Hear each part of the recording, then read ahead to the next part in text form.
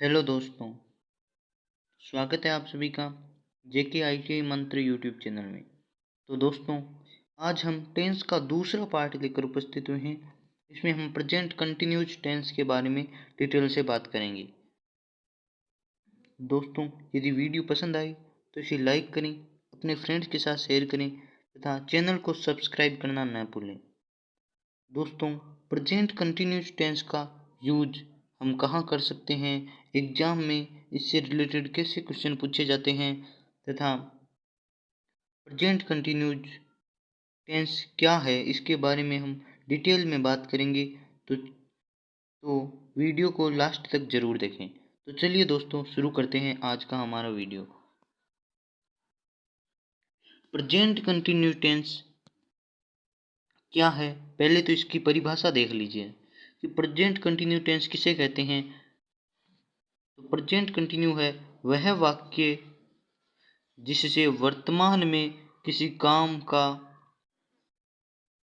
जारी रहना मालूम हो, तो वह वाक्य प्रेजेंट कंटिन्यू टेंस का होगा।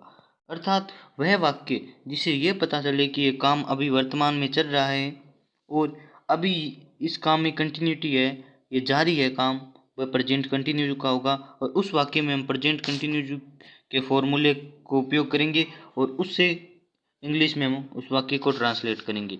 और यदि उस वाक्य की क्रिया चल रही है या सतत निरंतर कार्य पर है, तो वह प्रेजेंट कंटिन्यूस टेंस का वाक्य होगा।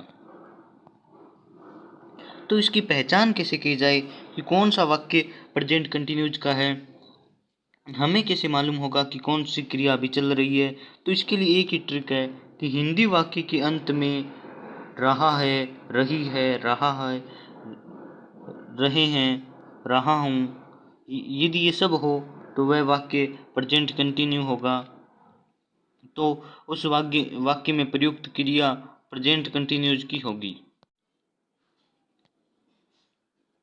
तो चलिए बात कर लेते हैं नेक्स्ट एडवर्ब के बारे में। एडवर्ब वह होती है कि जिससे ये मालूम हो जाए कि इंग्लिश में लिखा हुआ वाक्य, हिंदी में तो हमने बात कर ली कि उसके पीछे रहा होगा, रहे होंगे, या फिर रहा हूँ, रही हूँ, ये होगा, तो हमें पता चल जाएगा कि ये प्रेजेंट कंटिन्यूस का वाक्य है। परंतु वाक्य हमारे पास एग्जाम में इंग्लिश में दिया होगा और एक ब्रैकेट छोड़ दिया जाएगा कि यहाँ पे आप वर्ब भरिए, तो हमें कैसे मालूम हो कि ये वाक्य किस टेंस का है। तब आपको एडवर्ब याद रखनी होती है। एडवर्ब यानी एडवर्ब कौन कौन सी है प्रेजेंट कंटिन्यूज की, तो उसके बारे में बात कर ली जाए। तो प्रेजेंट कंटिन्यूज टेंस की एडवर्ब है these days, at this time, at this moment, now, nowadays, look, listen, low, presently। ये सारी एडवर्ब प्रेजेंट कंटिन्यूज टेंस की हैं।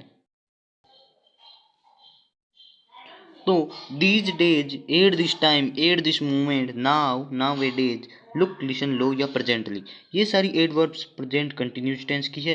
तो आपको वाक्य में या इंग्लिश के सेंटेंस में यदि इनमें से कोई भी एडवर्ब कहीं भी दिखे, क्योंकि एडवर्ब होती है, उसको वाक्य में कहीं भी यूज कर लो, उसका असर वाक्य पर नहीं पड़ता। तो ये वाक्य में कहीं भी हो सकती है, शुरुआत में हो सकती है या फिर वाक्य के अंत में हो सकती है, ये जहीं भी हो आपको वहाँ प्रेजेंट कंटिन्यूस टेंस का यूज करना होता है। अब बात कर ली जाए प्रेजेंट कंटिन्यूस टेंस की हेल्पिंग वर्ब की। हेल्पिंग वर्ब हमने सीखा कि प्रेजेंट सिंपल की हेल्पिंग वर्ब डू होती है और ईएस लगने पर डज भी बनती है, इसलिए दो हेल्पिंग वर्ब होती है, डू या डज। अब बात कर ली जाए कि प्रेजेंट कंटिन्यूज टेंस में हेल्पिंग वर्ब क्या होती है, तो इसकी सिंपल सी हेल्पिंग वर्ब है इज, आर, एम। ये तीन हेल्पिंग वर्ब्स होती है प्रेजेंट कंटिन्यूज टेंस में। और इन तीनों का यूज होता है, इज का यूज होता है सिंगुलर में, सिंगुलर जो भी सब्जेक्ट्स हो आपके वाक्य के, उनमें इज का यूज कीजिए। प्लूरल में आर और आई के साथ हमेशा एम का यूज होता है। Am use with only I, यानी कि आई के साथ हमेशा ही एम आएगा। और आर का यूज हो सकता है वी, यू, दे के साथ, प्लूरल जो भी हो उनके साथ। और इज सिंगुलर के साथ ही, सी, इट, नेम, इनके साथ इज का यूज होता है। तो आपने सब्जेक्ट्स के बारे में देख लिया, हेल्पिंग वर्ब देख ली, एडवर्ब देख ली। तो चलिए बात कर देते हैं आगे हमारे पास फॉर्मूले की। तो फॉर्मूला क्या है इसका? ये सिंपल सा फॉर्मूला है। फॉर्मूला वेरी सिंपल है कि सब्जेक्ट प्लस हेल्पिंग वर्ब हमने ध्यान कर ली कि इजारे में होती है, प्लस वर्ब की फर्स्ट फॉर्म प्लस आईएनजी, इसे वर्ब की फोर्थ फॉर्म भी कहते हैं, और ऑब्जेक्ट।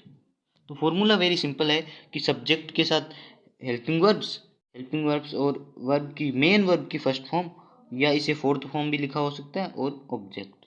ये हमारा फॉर्मूला है। तो इससे एक सेंटेंस बना के देख लेते हैं।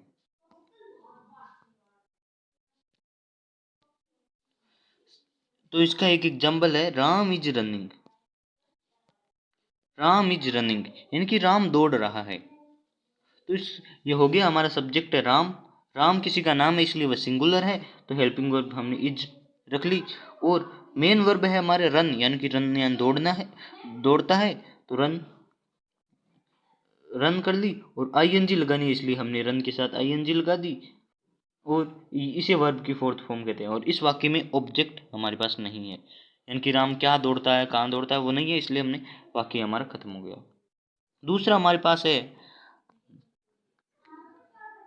आई आई एम स्पीकिंग स्पीच, यानी कि मैं एक स्पीच बोल रहा हूँ। अभी ये काम जारी है इसलिए स्पीकिंग कर किया है। आई, इसके साथ हमेशा आपको पता है हेल्पिंग वर्ब एम आती है।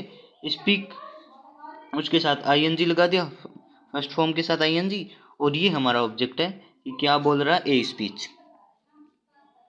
इस प्रकार हो गया। नेक्स्ट हमारे पास है कि we are talking about English. तो वी प्लूरल सब्जेक्ट है, इसके लिए इसके साथ आर आ गया, टॉकिंग।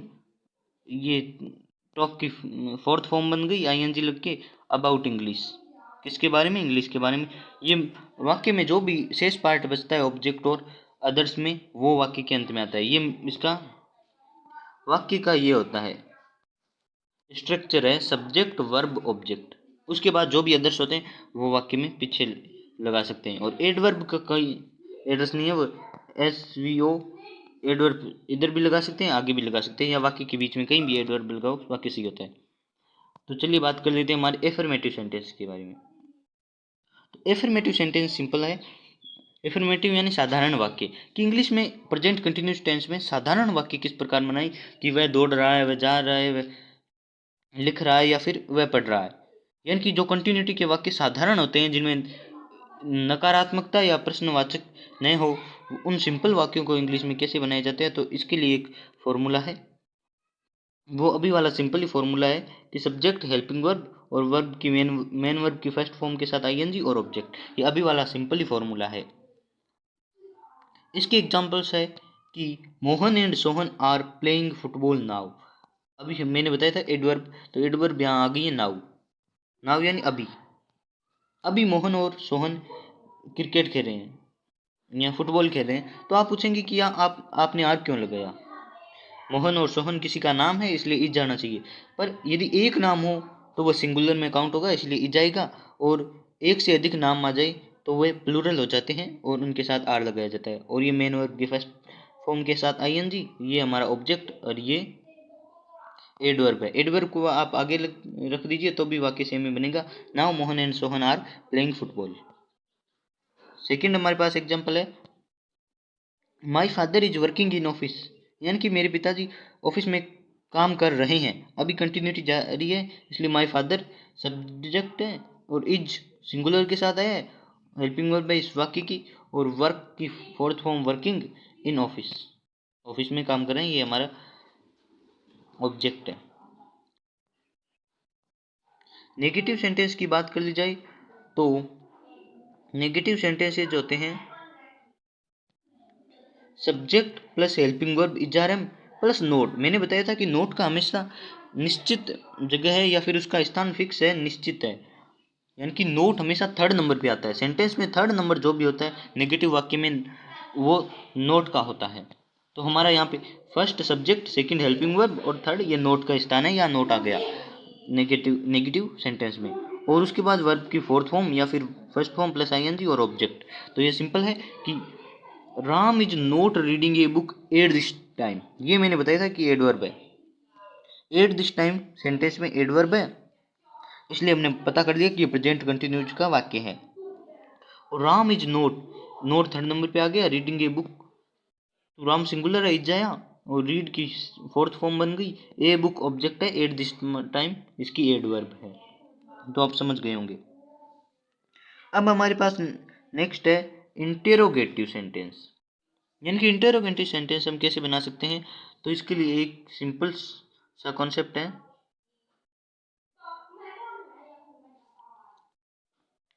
कॉन्सेप्ट है, कि इंटेरोगेटिव सेंटेंसेस कैसे बना सकते हैं। तो इसके लिए फॉर्मूला है, कि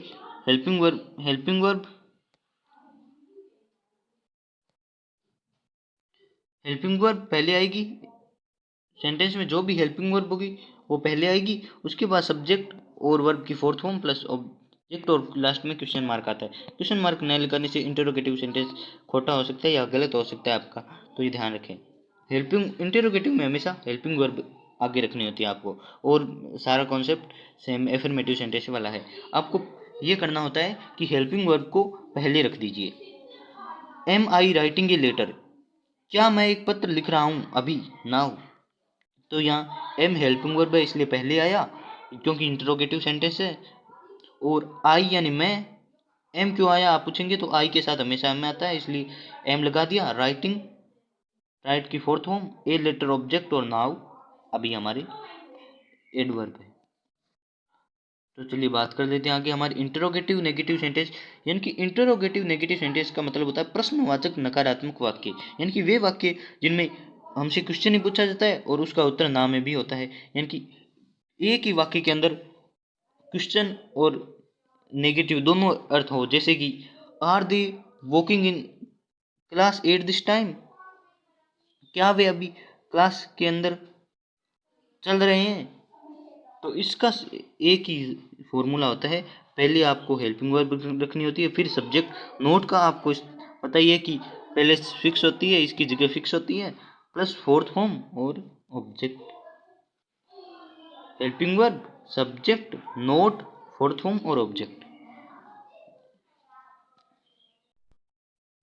तो हमारे पास सेंटेंस है are they walking in class at this time. तो यहाँ हमें नोट लगाना था, सॉरी मिसप्रिंट हो गया है। थर्ड नंबर पे हमें नोट रखना है। तो are they not walking in the class at this time. At this time हमारी एडवर्ब है, इससे हमें पता चलता है कि वाक्य प्रेजेंट कंटिन्यूअस टेंस का है। आर दे प्लूरल है इसलिए आर हेल्पिंग वर्ब का हमने यूज किया, तो पहले हेल्पिंग वर्ब आ गई, फिर हमारा सब्जेक्ट दे दिया हुआ है, फिर यहाँ पे नोट आएगा, नोट आ गया, वॉक की फोर्थ फॉर्म वॉकिंग आ गई, the class at this moment. तो दोस्तों यदि वीडियो पसंद आई तो इसे लाइक करें, अपने फ्रेंड्स के साथ शेयर करें तथा चैनल को सब्सक्राइब करना ना भूलें। मिलते हैं next video. Like share subscribe.